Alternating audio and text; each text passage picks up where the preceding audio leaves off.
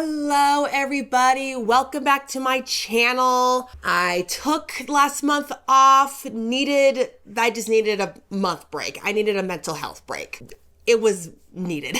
It was needed. But I am back and oh boy do I have a story for you today. But first, happy 4th of July, historians. It's exciting to be back in my little chair to bring you a wonderful doozy of a story today. Feminism, surgery, and the American Civil War. Not things that sound like they go together, but in today's story, this woman combined all of these in the most American, you can't tell me crap way possible. This 4th of July, meet a true American patriot, Mary Walker.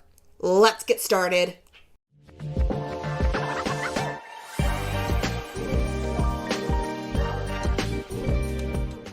Mary Edwards Walker was born on November 26, 1832 in the town of Oswego, New York on a farm along the banks of Lake Ontario. She had 4 older sisters and 1 younger brother. Her parents, Alva and Vesta Walker, weren't just open-minded and progressive. That's an understatement. They raised their children with gender equality at the forefront. During the slave era, New York was a free state, so it's not too surprising that Mary's parents held progressive views, but they took it to remarkable levels for the time. They stood aggressively against slavery and believed that both genders deserved equal rights and opportunities, proudly modeling non-traditional roles in their household. The mother performed heavy farm work and field work, while the father shared in the household work like dishes. And trust me, at the time, that was very progressive. Plus, and he deserves major points for this, Alva was absolutely disgusted with traditional female clothing. He believed corsets restricted female circulation, which, yep, and those long trailing skirts he thought were unsanitary. Just look at any Victorian old-timey TV show or movie where those long dresses are there. Just look at the bottom. It's nasty.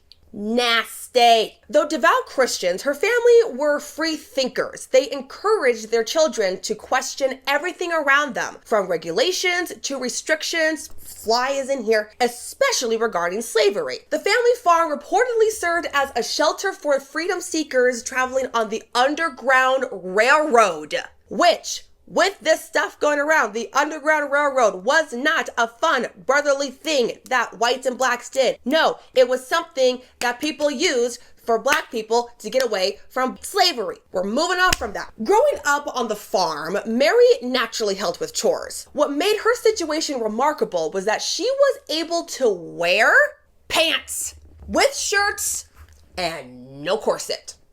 Again, this is extremely progressive. The fact that she's doing farm work in pants seems kind of like, yeah, you wouldn't wear, like, no, you're gonna wear pants when you do farm work. No, back then women were expected to wear like dresses in the field. As a child, Mary was described as a strong-minded, independent, a great decision maker, and someone with a passion to be useful in the world. Her parents not only taught their children the importance of activism in abolition and women's suffrage, but they also emphasized the value of having an excellent education, especially for their daughters. They firmly believed their girls deserved the same education as their son. This is, again, slavery is still a thing around this time, and women are still considered stupid and property. So this is really progressive for the time. Another reason these parents are just awesome is that they founded the first free schoolhouse on their farm in Oswego in the late 1830s, dedicated to educating formerly enslaved African Americans. Mary and her sisters attended the school, and the exposure that these kids had for the time, can you even imagine?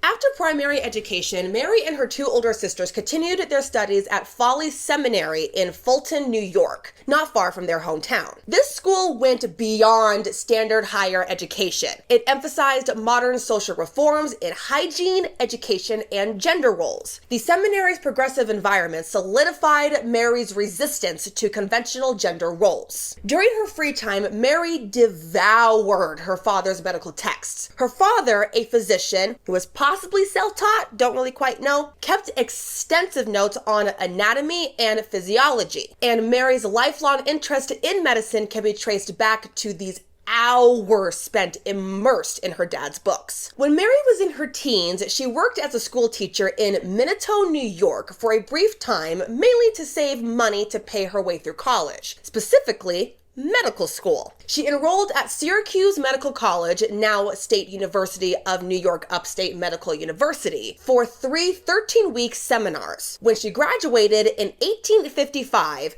2 things happened. 1, this college became the first medical school in the country to grant a full medical degree to a woman. Mary was the only woman in her entire graduating class, making her the first woman to get a full-blown medical degree from this college.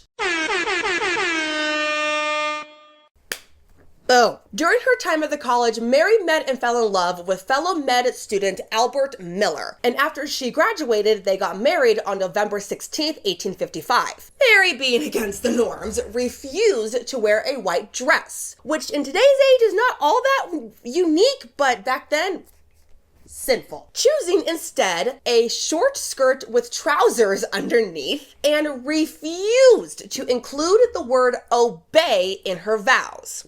I personally plan on doing the same thing. She also kept her original last name, which again went completely against not only gender or people roles back then, but the entire sanctity, is that the word, of marriage. You always take the man's last name. And she was like, not gonna happen. They moved to Rome, New York, where they opened a joint practice, but it failed, mainly because female doctors made people uncomfortable and they were not trusted, much less respected at the time. Mary briefly attended Brown Collegiate Institute, now Lenox College, in 1860 in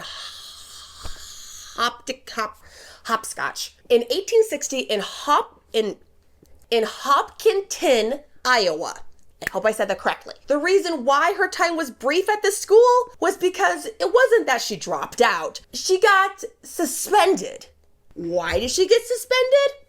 Because she refused to resign from the, until she joined, all-male schools debate society. The all-male debate team welcomed the woman into the all-male debate team, and the school was like, we can't have this. You need to leave. And she went, no, the boys welcomed me in, so I'm gonna stay if the boys welcomed me into the boys all-male freaking thing, so I'm gonna stay here. And the school went, yeah, out. The male debate team welcomed her in. Whatever. Mary was so against traditional women's clothing that in 1860, she was elected as the 3rd vice president at the, get this, National Dress Reform Association, whose whole purpose was supporting the Victorian dress reform, also known as the Rational Dress Movement. This movement consisted of women insisting that they be allowed to wear pants. They all wanted to wear pants. Why? Because it's rational. And luckily, their hard work paid off because we got our pants and then they freaking took our pockets away. I know I speak for all women when I say this. It is infuriating that we don't have pockets, but men's pockets, you could fit the wreckage of the Titanic in those pockets. We can't freaking put our chapstick in there. It's infuriating. And look, I'm really testy about pockets. Decades of controversy over slavery came to a head when the 1860 presidential election went to Abraham Lincoln, who strongly opposed expanding slavery. This led to 7 southern slave states seceding from the Union and forming the Confederacy. On April 12, 1861, the American Civil War began when Confederates attacked Fort Sumter in South Carolina. Mary being Mary, she was determined to aid the Union cause. She traveled to Washington, D.C. in 1861 at the age of 29, intent on joining the Union Army as a nurse. Despite having a medical degree, she was denied becoming a commissioned medical officer simply because she was a woman. But Mary refuses to accept no for an answer. The word no is just not in her vocabulary. Instead, she became an unpaid volunteer assistant surgeon at the U.S. Patent Office makeshift hospital. To be completely clear here, and I want to just listen, open up your ears and listen. Mary wanted to be a surgeon in the Union Army, fully paid and everything. Commissioned surgeon in the Union Army. Okay, got it. That's what she wanted to be. But the Army only allowed women to be nurses, which, if you know anything about medical anything, are two very different roles. Nurses are epic, but back then, surgeons were up here and respected as hell. Nurses were, cool, you know how blood works. That's how I could put it. Mary wants that role, not this role. During her service, she worked as a field nurse near the front lines. She was present at the First Battle of Bull Run on July 21st, 1861, which was the first major battle of the American Civil War, as well as the Battle of Fredericksburg and the Battle of Chickamauga. True to her character, Mary was a loud advocate for patients' rights. She felt compelled to counsel soldiers about their right to refuse amputation, even though this stance risked her dismissal. Quote, "In almost every instance, I saw amputation was not only unnecessary, but to me it seemed wickedly cruel." As a dedicated suffragist, she was delighted to see some women serving in the Army and vowed to keep their female identity secret. Because if you don't know about this stuff, there were some women, pretty badass women, that full-on Mulan'd themselves into the Union Army. And it's epic and it's awesome, and I got some stories coming from them. I just gotta get through a couple of other ones coming on here. Additionally, Mary being Mary, she refused to wear the dresses that was the preferred uniform for nurses. Instead, she chose a pants/knee-length skirt/dress combination with a more feminine hairstyle because she wanted everyone to know she was a woman in the Army on the front lines doing what she's doing. She later wrote, quote, "The greatest sorrows from which women suffer today are those physical, moral, and mental ones, and they are caused by their unhygienic manner of dressing." She was so opposed to the traditional Army dress that she eventually created her own modified Union officer's outfit, which, must I say, is hella on point. That is all the boxes checked on all the fab fleekness. Completely epic. Mary wanted to be a spy, because of course we're going into espionage spy stuff with her. In September 1862, she wrote to the War Department requesting to be employed as a spy for the Union Army. I'm sorry, this is just awesome. Her petition was declined, but oh, that would have been epic. Remember this little tad bit. Mary never gave up on wanting to be a Union Army surgeon. In 1863, she wrote to the Secretary of War, Edwin Stanton, who I couldn't find exactly the letter, but I would assume is because this person who is Mary has boobs. He said no. And I like to imagine that after she got this rejection letter, clearly but not entirely saying to her face she's not going to become a Union Army surgeon because she has boobs, I like to imagine that Mary thought, all right, I'm going straight to the boss. Later that year, she wrote directly to the boss of all the bosses, President Abraham Lincoln. She sent him multiple letters emphasizing that while her medical skills were being used, it was because of her gender that she was not receiving the recognition she rightfully so believed that she deserved. And incredibly, Lincoln responded, quote, "The medical department of the Army is an organized system in the hands of men supposed to be learned in that profession, and I am sure it would endure the service for me, with strong hand to thrust among them anyone, male or female, against their consent." Lincoln is basically saying he wouldn't override the Army's authority to force them to accept a woman, Mary, as a surgeon. Now, if you have the mind of me, and you read that a couple times because, old-timey English is very hard to decipher, he wasn't entirely saying no. Mary thought that too. I mean, look, he didn't flat out say, no, don't become an Army surgeon. He just said that he couldn't do anything to override the power of that. So in my mind, and in her mind, it's not that he said no. So Mary persisted. Her determination paid off. After 2 years of frontline medical service, General George Henry Thomas promoted her to contract acting assistant surgeon civilian in the Army of Cumberland. This made her the first female surgeon ever employed, not volunteering, employed by the U.S. Army. Persistence, and she doesn't take no for an answer, and even the president said, look, I'm not telling you to not do it. Now, obviously, this is a big deal, but what makes this an even bigger deal is the unit that she joined. The Army of the Cumberland was one of the Union's primary central armies during the war, fighting on the Western Front and securing some of the Union's most critical victories, one being the Atlanta campaign, of which Mary was a part of. She was later assigned to an assistant surgeon with the 52nd Ohio Infantry after their previous surgeon died. A job opened. Why not? While serving with the infantry, Mary regularly crossed Army lines to treat civilian patients. Though this is very admirable and very compassionate and just shows her selflessness and just wanting to help those injured, these actions eventually led to very serious consequences. On April 10th, 1864, while returning alone on horseback from one of these civilian medical missions, Mary was captured by Confederate guards. She was sent to Castle Thunder Military Prison in Richmond, Virginia on suspicion of being, say it with me, a spy. Told you to remember that part. Look, she's not exactly a spy, but she's been captured on suspicion of thinking that she's a spy, so in my mind, she's basically a spy.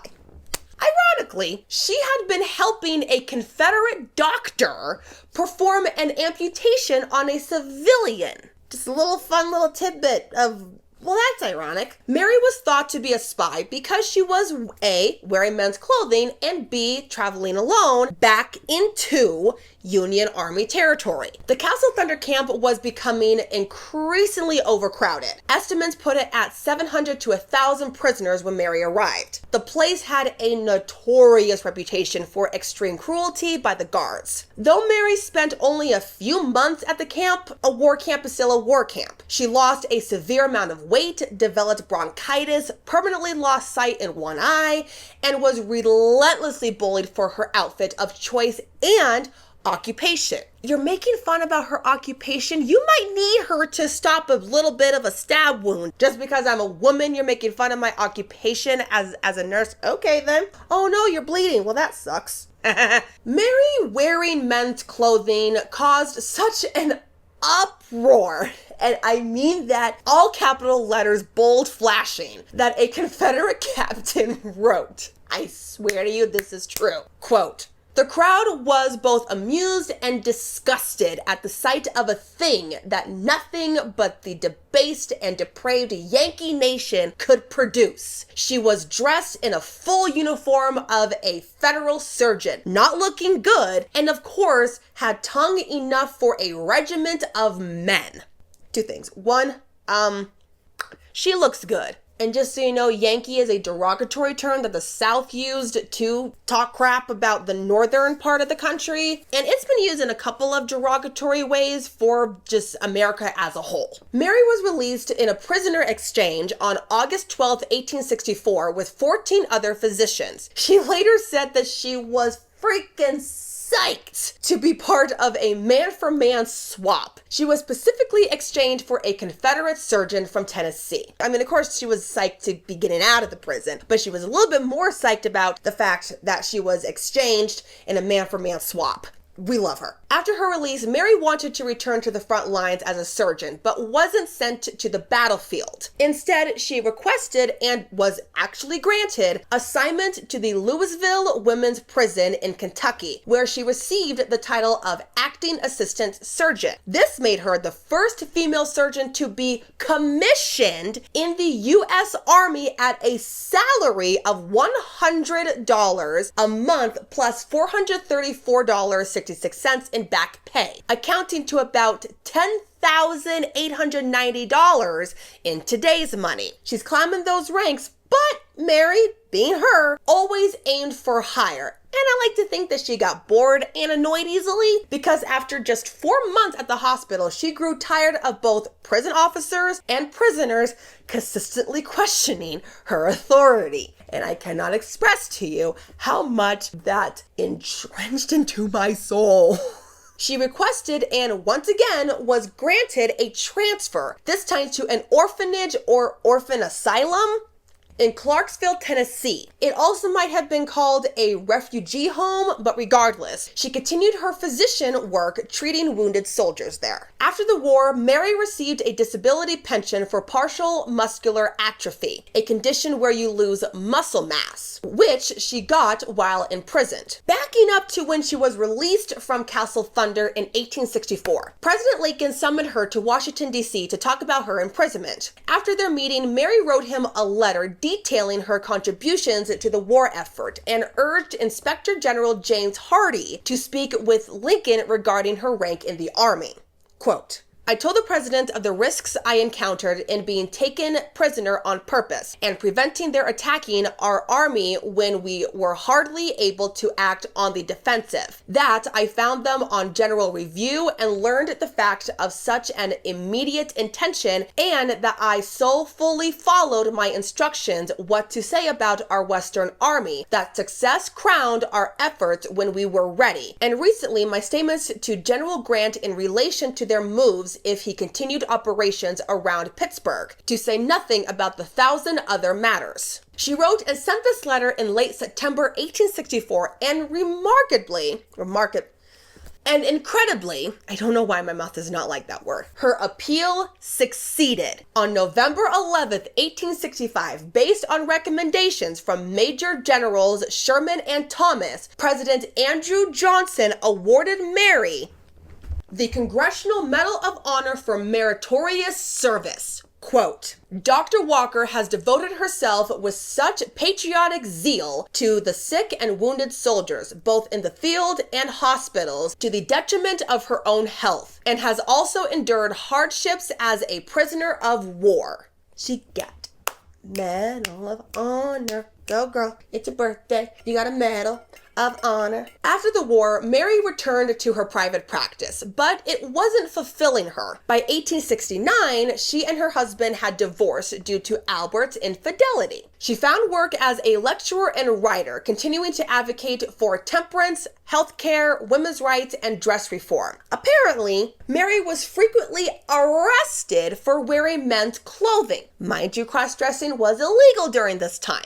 But still, in 1870, when arrested in New Orleans and mocked by men for dressing like a man, she brilliantly responded to critics, quote, I don't wear men's clothes, I wear my own clothes.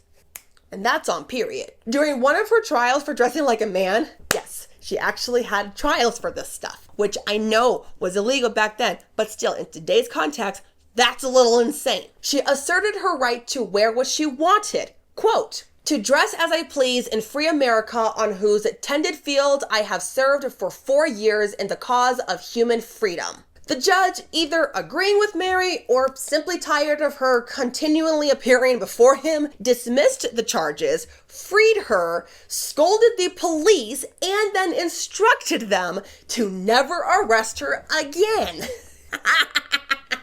I also like to think that when Mary went in there, she must have just preached the whole freaking time, and the judge was all like, I'm over this stuff. Mary published 2 books advocating for women's rights. Hit, Essays on Women's Rights in 1871, and Unmasked, or The Science of Immorality, to Gentlemen by a Women Physician and Surgeon in 1878. She argued against women's subservience to men, holding positions that were radical for her era, but very much aligned with today's values. As I said, Mary was a member of the National Dress Reform Association, and she often wore the dress and trouser combination called bloomers, popularized by her fellow activist and friend Amelia Jenks Bloomer. Mary proudly declared, quote, I am the original new woman. Why, before Lucy Stone, Mrs. Bloomer, Elizabeth Cady Stanton, and Susan B. Anthony were, before they were, I am. In the early 40s, when they began the work in dress reform, I was already wearing pants. I have made it possible for the bicycle girl to wear the abbreviated skirt, and I have prepared the way for the girls in knickerbockers. And knickerbockers are those like violently old-timey looking pants with the socks over them. That's what knickerbockers are. And what she means by the bicycle girl, I love this. In the early onset of the women's liberation movement, the bicycle became a symbol of freedom, mobility, and the forefront of why women need to wear abbreviated skirts, which is just a little bit of a shorter type of a skirt, and knickerbocker/pants. Literally, women used the bicycle to say, let us wear pants. I swear to you it's true. It is amazing. I love history. She was also active in the Central Women's Suffrage Bureau in Washington, D.C., requesting funds for an endowment to establish a chair position for a female professor at Howard University's medical school. Mary believing she had the absolute right to, and I like to think that, I don't know, I just get where her mindset was. She went to register to vote in 1871. She was turned away, which we know, I mean, yeah, women are not allowed to vote at this time, but Mary went, huh? No. The 19th Amendment wouldn't be signed for another 49 years, but this is Mary we're talking about here, and if we've learned anything today, you can't tell her she can't do nothing. It's just gonna happen. So Mary, before Susan B. Anthony, before Elizabeth Cady Stanton, before I'm blanking on her name, but the chick that rode the white horse in the parade for women's voting stuff. Mary was technically the first real stance of demanding the right to vote by claiming that women already had the right to vote, which I mean, I don't think she's that far off, and Congress just needed to enact legislation authorizing it. I mean, if you really put it down to like the bare bones, I mean, she's not wrong. Over time, Mary caught the attention of Susan B. Anthony and Elizabeth Cady Stanton, the founding mothers of the women's suffrage movement. Now, after many years of Mary advocating for this position to no avail, that women just basically already had the right to vote, Congress just needed to actually do something about it, tale as old as time, the women's movement then proposed to adopt a constitutional amendment. This new position wasn't aligned with Mary's views because, again, she thought women already had the right to vote. Congress just needed to do something about it.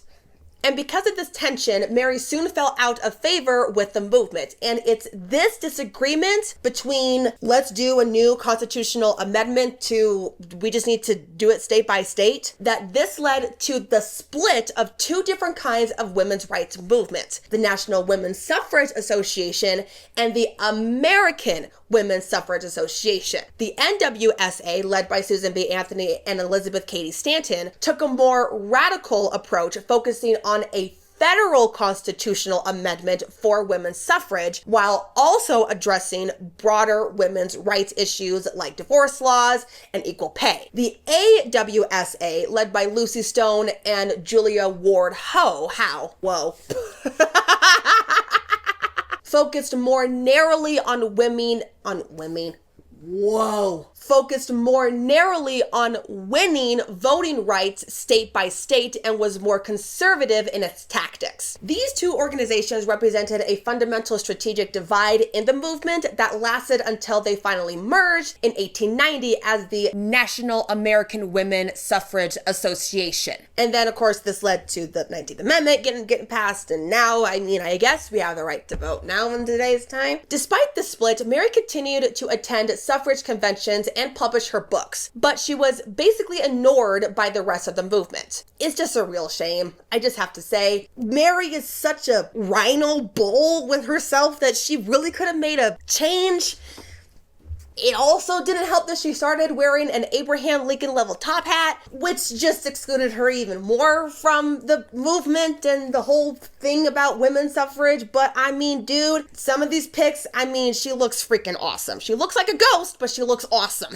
In 1907, Mary published Crowning Constitutional Argument, in which she argued, once again, that some states and the federal constitution had already granted women the right to vote. She even testified before committees of the House of Representatives on women's suffrage in 1912 and 1914. Mary famously wrote in the renowned newspaper The Sibyl, which focused mainly on dress reform and other social reforms. In her article, she argued women to, quote, go to a smith and have their dressical and dietetical chains severed, so they may go forth free, sensible women.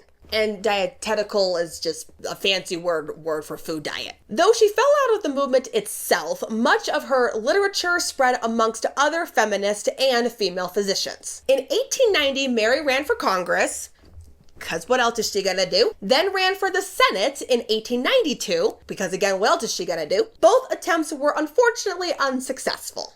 Okay, in 1916, the U.S. Congress created a pension act for Medal of Honor recipients and for reasons established separate Army and Navy Medal of Honor rolls. This required the Army to review the eligibility of prior recipients of the Medal of Honor, specifically examining those who had engaged in actual combat with the enemy. Now, we all know the Medal of Honor is given to a combat soldier for their extraordinary acts on their battlefield. But before 1897, the Army had no regulations, and there were basically no requirements for receiving the Medal of Honor. And so this meant a person in the military could receive the Medal of Honor for basically any reason. As a result, nearly 900 people who weren't engaged in battlefield combat had received the Medal of Honor, and Congress wanted to ensure that the award maintained the highest of standards, which we love this. Medal of Honor is the biggest award a soldier can get for their acts on the battlefield. Have you heard some of the stories that come out of this stuff? After this legislation passed, the Army's Medical of Honor Board spent a year from 1916 to 1917 reviewing their recipients. When they finished their deliberation, they had removed 911 names from the Army Medal of Honor roll. Among those stripped were George W. Mindel, I think it's Mindel, one of the youngest officers to become a general in the Union Army. Okay. William F. Buffalo Bill Cody. Yep. And Dr. Mary Walker. The 1862, 1863, and 1904 laws strictly required recipients of the Medal of Honor to be officers or enlisted service members. Buffalo Bill's medal was revoked because he wasn't technically an enlisted soldier or officer. Okay, while Mary Walker's was taken away because she was a civilian contract surgeon rather than a commissioned surgeon. Because if you remember, she was a volunteer civilian surgeon first. She then became a commissioned surgeon after the Civil War was basically over. However, Mary's Medal of Honor might have been taken away because she was a woman. Because why else? And I say this because two other male contracted civilian surgeon, same thing that she was, were not stripped of their medals of honor. Also, if I may add, She, while being a commissioned civilian surgeon, went to the front lines in battle, doing the medical nursing stuff. I don't know what those guys did, but she was ducking those bullets just as much as her fellow Union Army soldiers were. We all know by now, Mary is Mary. Oh boy, Mary is Mary. And you're telling her you're going to take her Medal of Honor away because she wasn't in combat completely, wasn't a commissioned surgeon in the Army, and is a woman? It's like trying to take a bone from a jaguar. It's not going to happen. Mary basically said, "F you," and refused to return her medal. And excuse my language, but when I tell you she basically said, "Screw off," I mean that in every sense of the word. To ensure nobody could steal it or break into her home to take it, Mary wore her Medal of Honor on all of her clothes, no matter what clothes she wore, for the rest of her life. She literally imposed the "over my dead body, can you take this Medal of Honor?" It's not gonna happen. I love it. Mary believed, rightly so, that she earned the Medal of Honor because she had indeed ventured into enemy territory to care for injured people, both civilians and soldiers, and might I add, on both sides of the freaking line, when no man had the courage to do so for fear of capture. Mind you, she did get captured, but that's not the point. She acted bravely when no one else would. Mary Edwards Walker died on February 21st, 1919, after suffering from a long illness at the age of 86. She passed just 1 year before the 19th Amendment granted women the right to vote was passed. She is buried at the Rural Cemetery in Oswego, New York, in her black suit and tie with an American flag draped over her casket. After her death, supporters, friends, and relatives lobbied hard to restore Mary's Medal of Honor. And after 60 freaking years, her Constitutional Medal of Honor was finally restored in 1977. Some credit then President Jimmy Carter for doing this, but both the Carter and Ford administrations opposed to restoring her award. Don't get me started on that. It's more likely that the Army's Assistant Secretary for Manpower and Reserve Affairs ultimately is who restored the medal. Mary may not be widely known, but her legacy is extensive. During World War II, a Liberty ship, a class of cargo ships built mainly during the war and only for the war, was named after her,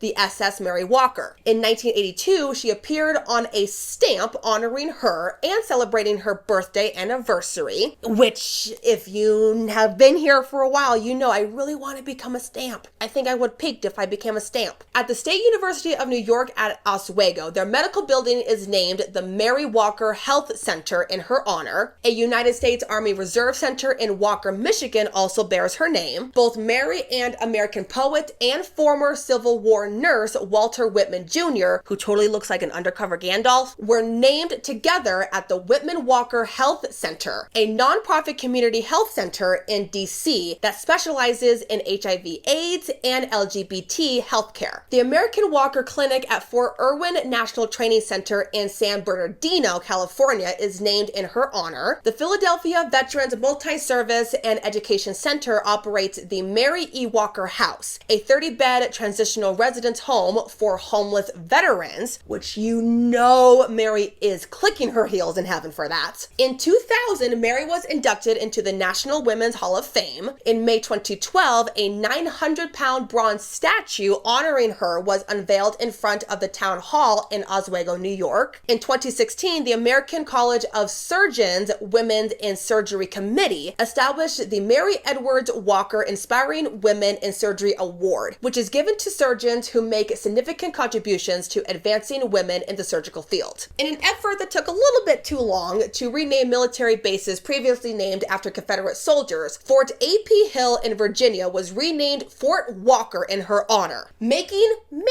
Walker the first woman in the U.S. to have a U.S. military installation solely named after her. And with this new announcement that the Trump administration is going to rename the renamed fort bases that are named after Confederate soldiers, you know what? It was nice while it lasted. Fudge. In 2024, Mary became an honoree on the American Quarter. The design shows Mary with a surgical kit showcasing the Medal of Honor and a surgeon's pin on her uniform. Saying Mary was ahead of her time is an understatement. She wore men's clothes when it was illegal, advocated for women's rights to vote before it was cool, believed women should be able to wear whatever the heck they wanted, and simply did what was right. More than 100 years later, Mary was considered a radical. Today, she'd be considered a badass, if I may be so bold. Mary's life reads like a masterclass in standing your ground and not taking no for an answer. She didn't just talk about equality, she embodied it through her actions every single day. When society said women don't belong in medicine, she became a doctor. When the army said women can't be surgeons, she showed up anyway. When judges told her to wear women's clothes, she basically said back with,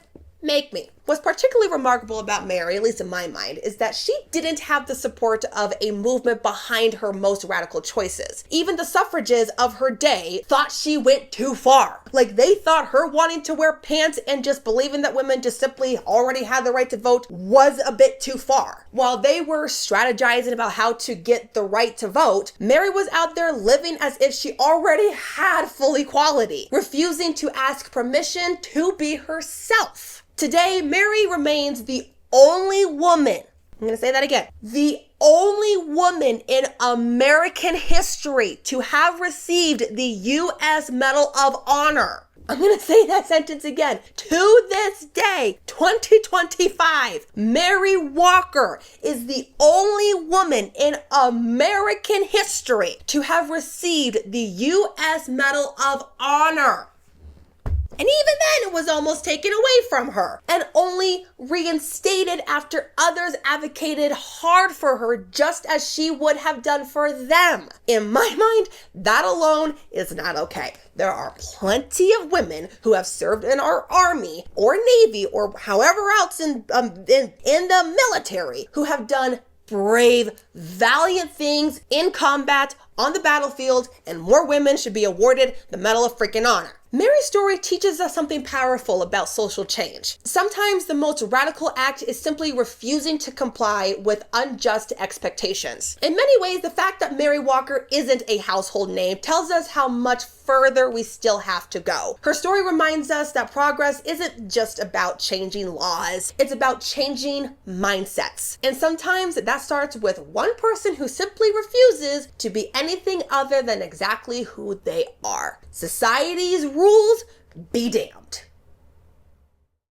Before I go, I want to share something that really disturbed me. In my research of her, I went to the U.S.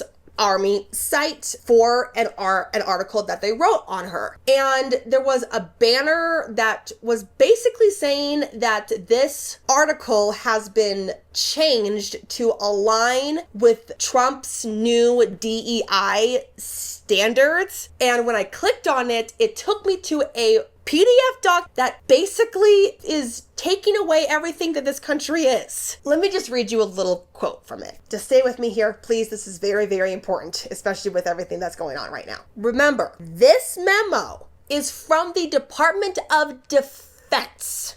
Quote, by March 2025, components must take all practical steps consistent with records management requirements to remove all DoD news and feature articles, photos, and videos that promote diversity, equity, and inclusion, DEI. All articles, photos, and videos removed from DoD websites and social media platforms must be archived and retained in accordance with applicable records management policies. This means the DoD has been ordered to erase all non-white male everything from across all platforms in American military history. It goes on to say, DEI content includes, but is not limited to, information that promotes programs, concepts, or materials about critical race theory, gender ideology, and preferential treatment or quotas based upon sex, race, or ethnicity, or other DEI-related matters. Content requiring removal also includes that which is counter to merit-based or colorblind policies, or promotes cultural awareness months. What that means, things like Black History Month, Women's History Month, American, Mexican Heritage Month, Japanese American, Arab American, Latin American, all the cultural Americans. Heritage months are simply going to be erased. Everything that makes America America. And I hate to be the fear doomsdayer here, but America is under attack, either being literally rewritten, erased, or archived, as they put it, because of things that don't make any sense. This deliberate removal of the diverse American narrative goes beyond concerning. It's a direct assault on our collective heritage as a country, both good and bad. So, here is my plea. By returning to this channel, you're not just consuming content, you're actively preserving the legacy of remarkable American women like Mary Walker, who might otherwise be erased. And it's your small way of saying no to these DEI erasing initiatives. And I'm gonna get a little bit preachy here. By standing together, we can ensure these vital stories and remarkable achievements of women remain in our national consciousness, actively resisting the deliberate whitewashing, because that's what it is, of our nation's diverse and complex, amazing historical record. If you learned something today, and I really hope you did, please like, share, and subscribe to this channel. And while you're down there, please leave a friendly comment. I will see you in my next video, but until then, do not be well behaved. You just might make history. See you next time, gals and guys.